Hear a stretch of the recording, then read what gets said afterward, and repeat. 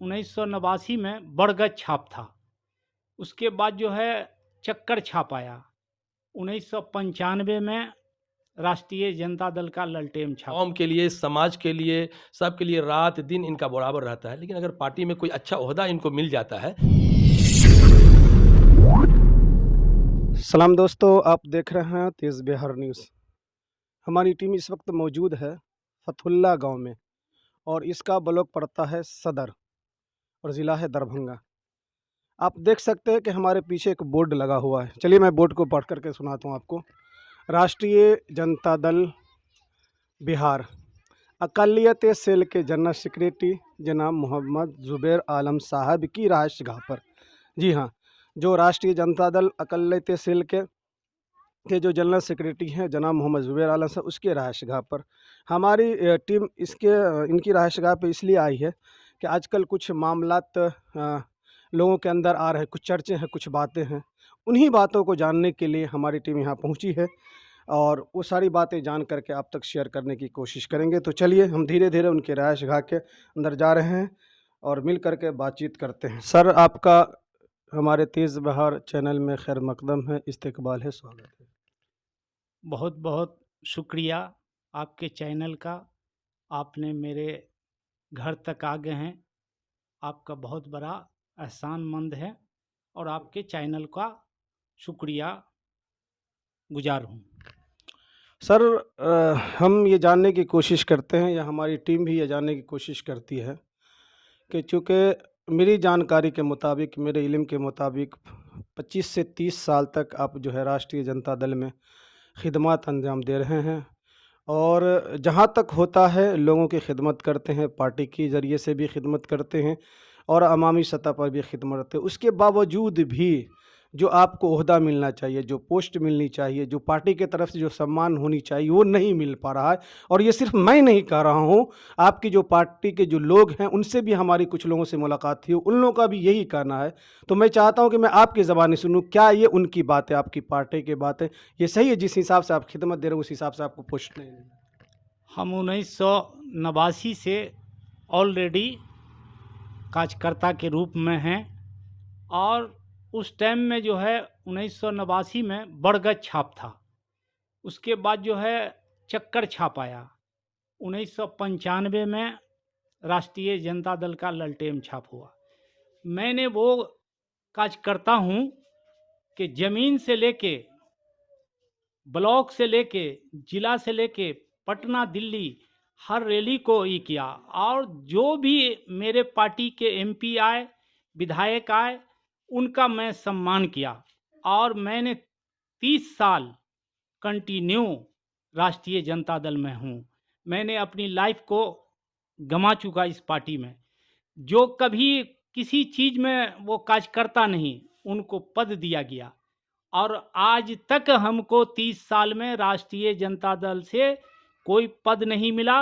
मैंने 17 गो मुखिया मेरे बारे में मदरसा चेयरमैन के लिए लिखा, पंचायत समिति के 5 गो सदस्य लिखे, 5 गो सरपंच लिखे।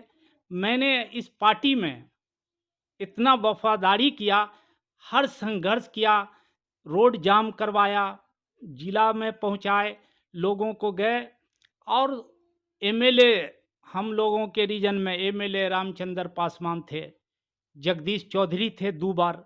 उसके बाद जो है 95 में मोहन राम आए। उसके बाद जो है से 2 बार पीतम्बर पासवान आए। उसके बाद जो है 2 बार ललित जी हैं। मैं सारे पार्टी का इतना ईमानदारी से वफादारी किया कि मैं इतना अगर मैं भगवान का करता तो हमको बहुत बड़ा बना दिया सर, जाए। यहाँ पर एक बात और आपसे पूछना चाहता हूँ कि अगर आपको ओहदा मिल जाता है पार्टी की तरफ से, जो ओहदा होनी चाहिए, जो आपके लायक है, तो फिर आप किस तरह से काम को अंजाम देंगे? हम एक राष्ट्रीय जनता दल के कार्यकर्ता हैं, ज़मीन से जुड़े हुए कार्यकर्ता हैं, लाखों की समस्या को हल करते हैं।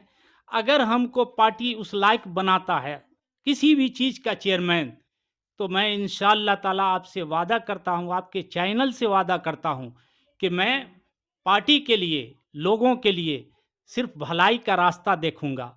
जो सच है सच होगा, जो झूठ है वो झूठ होगा। आखिरी सवाल ये है कि चूँकि अभी आपकी पार्टी की जो है सत्ता में है, पार्टी है सत्ता में, लेकिन जो मदरसा मुल्हक़ा मदरसा है, जो बिहार बोर्ड से मुंसलिक है सरकार, जिनको ग्रांट देती है, 609 2459 प्लस 1 के 609 कैटेगरी के जो मदरसा है, तकरीबन 6 महीना हो गए उनकी तनख्वाह बंद है। और बंद होने की वजह से आप जान सकते हैं कि उनके बाल बच्चे, उनके मसाइल, कितनी परेशानी हो सकती है। बीच में 107 को उस कोर्ट ने इजाज़त दी है, और कोर्ट क्यों कहा जाए, ये एजुकेशन की जो डिपार्टमेंट है या मदरसा बोर्ड है, उसकी मिली भगत से ये सारी बातें हो रही है। तो इस सिलसिले में आप क्या कहेंगे? सरकार से जितनी जल्दी हो सके उसकी पेमेंट को चालू किया जाए, क्या आप? मैं इंशाल्लाह अपने सरकार से, अपने मुख्यमंत्री से, उप मुख्यमंत्री से मैं यही कहना चाहता हूँ कि इतने मुदर्रिस हैं जो बाल बच्चा के साथ परवरिश होते हैं, उनका जो है तनख्वाह नहीं मिलेगा तो उनका घर कैसे चलेगा। इसलिए मैं कोशिश करूँगा कि अपने मना पूरे पद का गर्मी दे के, अगर हमको इंशाल्लाह, तो आप लोगों का हर काम को मैं आसान दिलाऊंगा, और आपसे वादा करता हूं, आपके चैनल से वादा करता हूं कि इंशाल्लाह ताला मैं पूरा करवाऊंगा आप लोग की जो भी समस्या है। शुक्रिया आपका, आपने थोड़ा सा वक्त दिया। ये थे राष्ट्रीय जनता दल बिहार के अक़लियत सेल के जनरल सेक्रेटरी जनाब मोहम्मद ज़ुबैर आलम साहब, जिसकी गुफ्तगू मैं अपने चैनल के ज़रिए से आप तक शेयर कर रहा था। और यकीनन और हकीकत भी यही है कि पोस्ट मिलना चाहिए, और ख़ास तौर पे जो लोगों की राय आ रही है मदरसा बोर्ड के चेयरमैन का, वो मिल जाता है तो जो सही लोग आएंगे तो उनकी जो मसाइल हैं वो मसाइल हल हो जाएगा, तालीमी मेयार भी मजबूत हो जाएगा, और असातिज़ा के जो मसाइल है वो भी हल हो जाएगा, और साथ साथ जो भी दिक्कतें हैं वो सारी दिक्कतें जो है दूर हो जाएगी। चलिए, यहाँ हमारे साथ एक और साहब जुड़ रहे हैं जो सनकोर्थ पंचायत के ब्लॉक लेवल पर महासचिव हैं। हम उनसे जुड़ करके, ये भी राष्ट्रीय जनता दल के ही जो है सनकोर ब्लॉक, जिसका ज़िला पड़ता है मधुबनी और ब्लॉक है पंडोल, इनके महासचिव है। हम इनसे जान करके भी इनकी राय जानने की कोशिश करें। हज़रत, हम आपका खैर मकदम करते अपने चैनल तेज़ बिहार न्यूज़ पे। बहुत बहुत शुक्रिया आपका और आपके तेज़ बिहार न्यूज़ चैनल का। सर, हम हज़रत ये हम जानने की कोशिश करते हैं कि अभी जो हालात हैं, ख़ास तौर पे एक तो ये है कि जनाब ज़ुबैर आलम साहब जो इतनी खिदमत दी हैं पार्टी के लिए, आप भी उसी पार्टी से जुड़े हुए हैं, इनको वो ओहदा नहीं मिला है। इस सिलसिले में आप क्या कर रहे हैं? फिर मदरसा के सिलसिले में हम आपसे जानने की कोशिश करेंगे।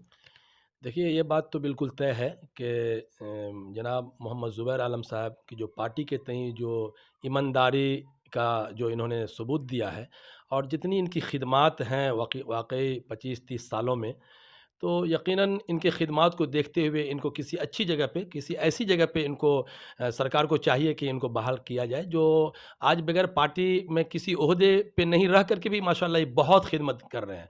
कौम के लिए, समाज के लिए, सब के लिए रात दिन इनका बराबर रहता है। लेकिन अगर पार्टी में कोई अच्छा ओहदा इनको मिल जाता है तो माशाल्लाह फिर इनको बड़ी आज़ादी के साथ इनको काम करने का मौका मिलेगा। और मैं चाहूँगा कि सरकार इनको, या बिलखुसूस हमारे एरिया दरभंगा के जो हमारे मंत्री हजरात हैं, इनको जो है सो कोई ओहदा ऐसा दे जहाँ पे ये जो है कौम के लिए, समाज के लिए, जनताओं के लिए खुल करके ये काम करें।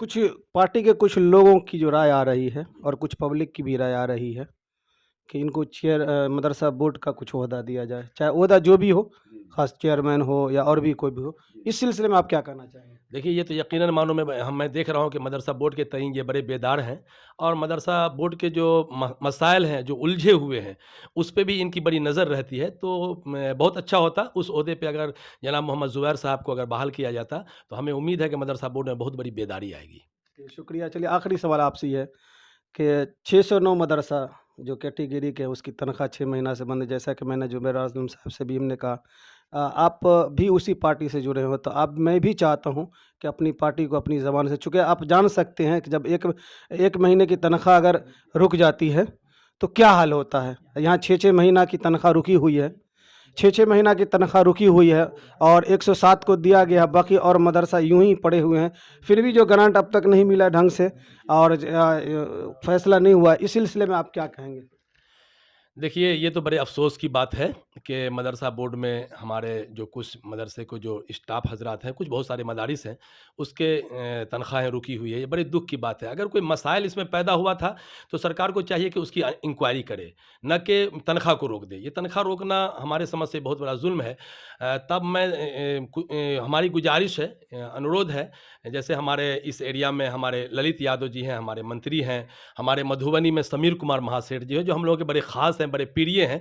तो मैं इन लोगों तक मैं अपनी आवाज़ को पहुँचाने की कोशिश करता हूँ और मैं चाहता हूँ कि हमारी आवाज़ आपके चैनल के माध्यम से वहाँ पहुँचे और मैं इन हज़रात से बिलख़ुसूस हमारे ललित यादव जी हैं, मंत्री हैं, उनसे और माननीय समीर कुमार सेठ जी से मैं निवेदन करूँगा कि हमारे जो दरभंगा और मधुबनी में बिलख़ुसूस जो मदारिस के जो मसाइल उलझे हुए हैं, बिगड़े हुए हैं, उन पे इनकी तवज्जो हो।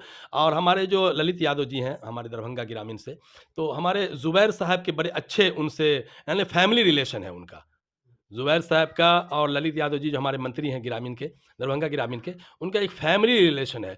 तो मैं ज़ुबैर साहब के माध्यम से ये चाहूँगा कि ज़ुबैर साहब इस मैसेज को अपने मंत्री तक पहुँचाएँ और मदरसे के जो मसाइल उलझे हुए हैं, उस पे ज़रा-सा उनकी नज़र हो, तो मदरसा वाला हमेशा उनका शुक्रगुज़ार होगा और उनके उस एहसान को कभी फरामोश नहीं करेगा। हज़रत आपका नाम क्या हो गया? मोहम्मद मंज़ूरुल हक़, मधुबनी ज़िला के पंडोल ब्लॉक से हूँ मैं। चलिए शुक्रिया। तो ये कुछ हाफ़िज़ मंज़ूरुल हक़ साहब थे, जो जिनसे मैं ख़ुसूसी इंटरव्यू के ज़रिए से आप तक बात को शेयर करने की कोशिश किया। ज़ाहिर-सी बात है कि किसी की सरकार, जिनकी सरकार हो, अगर उनकी सरकार में किसी तरह की कोई बात आती है तो बदनामी वही वही होती है, उन्हीं की होती है। अभी जो मदारिस के असातिज़ा की जो मसाइल हैं, कहीं न कहीं जो है दिक्कतें आ रही है, तो उनको नुकसान भी दे सकता है। इसलिए हमारे जो बड़े नेता सब हैं, उन लोगों ने अपील की है अपनी सरकार से, अपनी पार्टी के नेता से, कि किसी तरह से उनके मसाइल को हल हो जाए। और साथ-साथ हमारे मंज़ूरुल हक़ साहब ने जो ज़ुबैर आलम साहब के लिए भी अपील की है कि जो मदरसा बोर्ड के सिलसिले में कहीं न कहीं इनको ओहदा मिल जाए, ताकि जो साफ़-शफ़ाफ़ी के साथ जो मदरसा का काम है, बहुत तकमील तक पहुँच जाए। आप देख रहे हैं हर छोटी बड़ी खबरें तेज़ बयान न्यूज़ पर। मैं आपके साथ मोहम्मद